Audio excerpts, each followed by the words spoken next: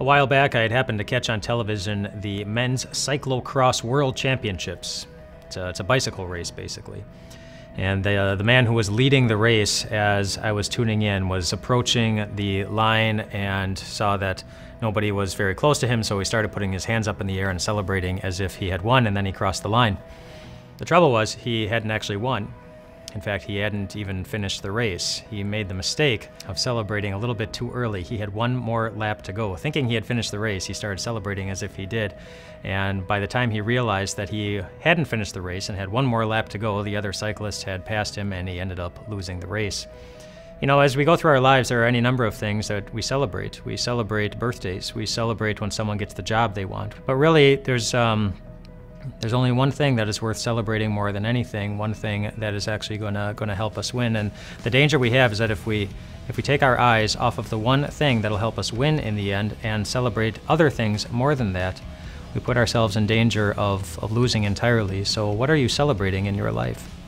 We've talked about building your life this week, the effort and the energy and the time it requires to get your life to look the way that you want. And so I'm asking, as we finish up this week, what are you looking to celebrate more than anything?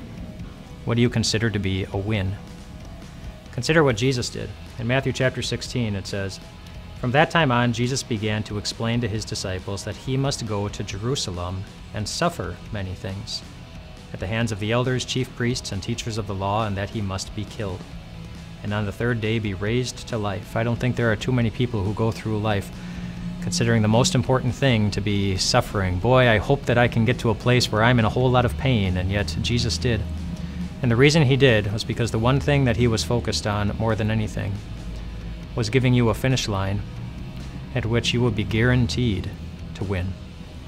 And the reason he did that wasn't because he considers everything in your life less important, but because he wanted to give you confidence as you carry out all those different things. I mean, think about what it would be like if you were playing in the Super Bowl and you stepped onto the field at the beginning of the game knowing for sure, somehow you knew for sure that you were going to win. Think about how you would feel, how confident you would be if you went into the Olympics and you were running the 400 meters and you knew at the beginning of the race for sure, somehow you knew it was guaranteed that you were going to win. You'd step onto that track, you'd step onto that field feeling pretty confidently. Imagine what it would look like if you were confident every day as a Christian. Imagine what it would look like if you carried out your Christian tasks with a high degree of character, anticipating that it was going to go well. You don't have to imagine. You just keep your eyes on the finish line that Jesus has already given you, and you will see. And so will the people you love, so will the people whose lives you impact more than anything.